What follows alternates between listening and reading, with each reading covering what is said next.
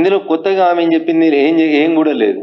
రేవంత్ రెడ్డి గారు, హరీష్ రావు గారు ఒకటే ఫ్లైట్లో వచ్చిర్రని, వాళ్ళిద్దరూ కుమ్ముక్క అయినరని, మెదక్ పార్లమెంట్ ఎన్నికలలో నన్ను ఇబ్బంది పెట్టాలని చూస్తున్నారని, కాంగ్రెస్ టీఆర్ఎస్ రెండు కొల్లుడై నేను గెలవకుండా చూడాలని ప్రయత్నం చేస్తున్నారని నేను మీడియా ముందుకు వచ్చి చెప్పినటువంటి తారీఖు 22 మార్చ్ 2024 రోజే వచ్చి చెప్పిన. నేను మార్చి 2024 నాడు ఆస్ట్రేలియా నుంచి కనెక్టింగ్ ఎయిర్ ఇండియా ఫ్లైట్ నెంబర్తో సహా చెప్పిన. నేను బిజినెస్ క్లాస్లో వస్తూ ఢిల్లీ నుంచి వస్తుండగా గౌరవనీయులు ముఖ్యమంత్రి గారు, హరీష్ రావు గారు ఇద్దరు అదే ఫ్లైట్లో ట్రావెల్ చేసినారు.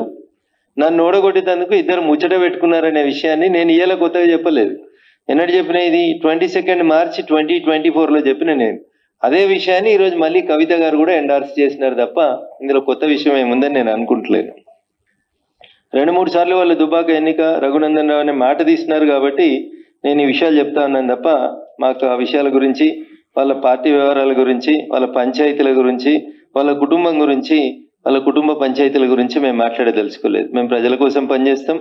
భారతీయ జనతా పార్టీ ప్రజల పక్షాన్నే నిలబడుతుంది. పాల వ్యాపారం చేస్తారా, నీళ్ళ వ్యాపారం చేస్తారా, ఒకళ్ళ కాలు బట్టి ఒకళ్ళు లాగుతారా? మరి పాల వ్యాపారం చేస్తుంటే ఇంతకాలం ఏం చేసిరు? అయోధ్య రెడ్డి గారు ట్వీట్ చేస్తే బహుశా అయోధ్య రెడ్డి గారు ఇప్పుడు ఎక్కడనో కమిషనర్గా ఉన్నట్టున్నారు. ఇన్ఫర్మేషన్ కమిషనర్ గానో, సమాచార హక్కు చట్టం కింద కమిషనర్ గానో ఎక్కడ ఉన్నట్టున్నారు. మరి అయోధ్య రెడ్డి గారు మాట్లాడాలా? పాల వ్యాపారం ఏంది, ఎందుకు ట్వీట్ చేసినారు, ఎందుకు తీసేసినారు, ఇట్లాంటివి ఏమైనా ఉంటే వారు మాట్లాడుకుంటే బాగుంటుంది తప్ప మీరు అందరికీ మనిషి కింద బురదేసిపోదామని అనుకుంటున్నట్టున్నారు. చెల్లె, బురదేమద్దు.